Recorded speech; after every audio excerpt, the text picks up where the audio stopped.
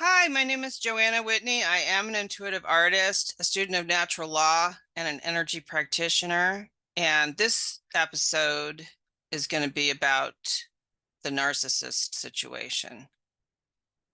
You can tell a narcissist, but you can't tell him much.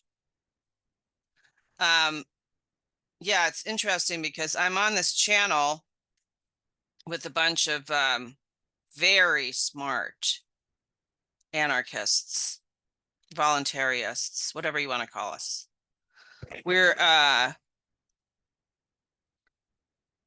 students of Mark Passio, very smart people with a lot of expertise.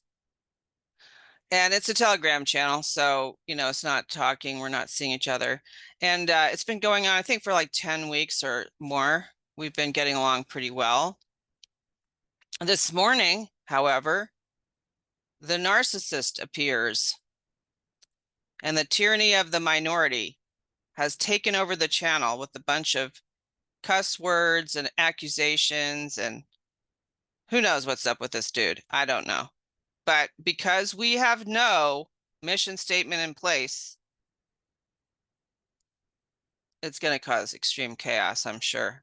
Either they'll ban him, they'll ban the guy, most likely. But again, had we had a written document with a mission statement of how we were going to treat each other, we could refer back to that right now. We could tell that guy, hey, dude, we don't see that you're adhering to these principles.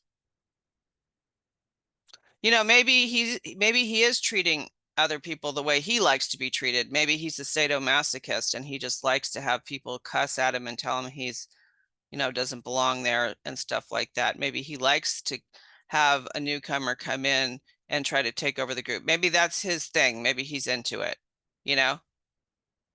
But the way that there's like quite a few people on this channel. I'd say at least 75 people more or less on this channel. And we've been getting along fairly well for the last 11 weeks. And there was even a long discussion about the, I don't really know how to put it exactly. It was about the issue of who the dark occult actually are. I'm going to put it very, very vaguely. There's one race that everybody wants to point the finger at. And so there was an attack on that. And some people in the group who were of that race stood up for it. And it was really well handled.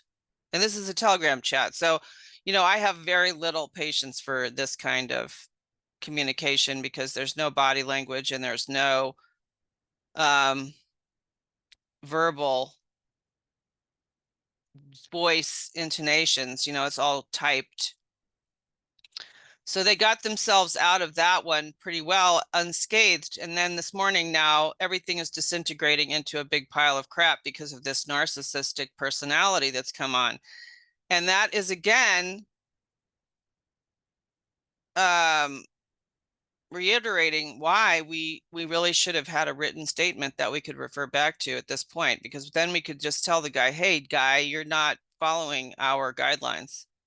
So either shape up or come back when you can. I mean, it's incredible. This guy, I've never seen this guy on here before. We've all been doing this for 12 weeks, fine. And now this guy comes in and throws a grenade and is now mopping up with us. Like he's it's totally shattered our community, I bet. So, again, take the time. Take the time, even do something like this. Even print out somebody else's mission statement and get the group to agree to it. I mean, that doesn't really work. I was involved in a I was involved in a project with 4 people in it, and we claimed we were going to use formal consensus, but we never discussed it from the beginning. We just said we were going to use it. If we ever needed it, we would use it, right? Then when we had one altercation, the whole group disintegrated, even though we had agreed to use formal consensus. We had no experience using it, and people basically just left. People just left. The person who was having the problem left, and then it only took another 3 months for the whole project to disintegrate. So yeah, I mean, I wish we would learn from our mistakes here and make use of these kinds of experiences. I think the other problem is we always think we're going to be different. We think maybe, I'm guessing, that because we're in the freedom movement, we're different somehow. No, dudes, we're all under mind control, just like everybody else. We all still have to learn how to do this stuff. What I think we don't realize is in the process of learning it, we will be blessed because we will have surrendered to a certain extent, which is what you have to do. You have to surrender to the group in a certain way, in a non-communistic way. You have to, all these ideas have 2 sides, 2 polarities, right? They have the negative polarity of communism with overshadow rulership, and then there's voluntarism, where you do have to surrender to the common welfare of the group itself, because truthfully, we cannot solve these problems as one individual person.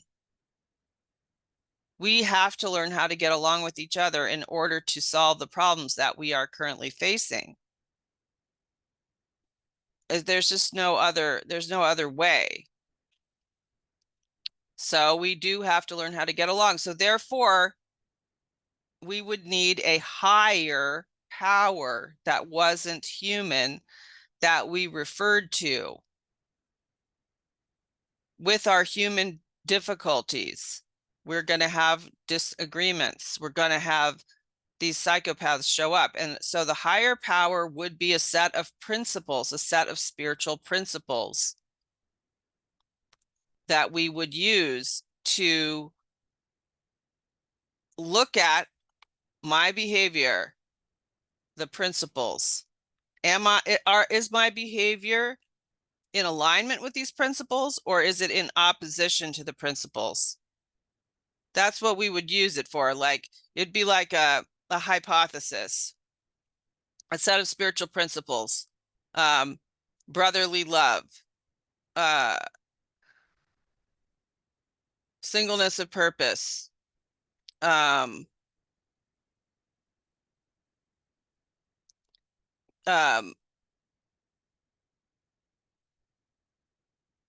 yeah, those are that's 2 good ones. The rest of the principles are probably just extrapolations of those 2 principles. Then you would say, okay, this person is screaming a bunch of cuss words and baiting people into arguments and all this stuff. Are they following the principle of brotherly love? No. Do they have a single purpose? No. I mean, because our single purpose is to find freedom and create find freedom, be free together, whatever that means. You have to define what that actually means. Under natural law, it basically means don't steal, but it's a very abstract statement for us right now. So you can break that down into more clarifying statements of that single purpose of freedom. So is this person who is, baiting people into arguments and calling people names and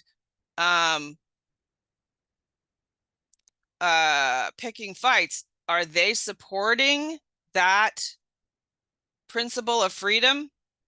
No. Okay, so therefore, because we've concluded this, now we can say to that person, hey, you are welcome to be a part of this group, okay? If you can adhere or if you can change your behavior such that it is in support of our common welfare and freedom. If not, please go home and come back when you can. See, that's simple. But unfortunately, this group, probably like every other freedom group that I know, thought that they were superior somehow because they are a group of people who are practicing and studying natural law and the work of Mark Passio. So therefore, we just assumed, which is very self-centered. We just assumed that we all agreed on how to treat each other.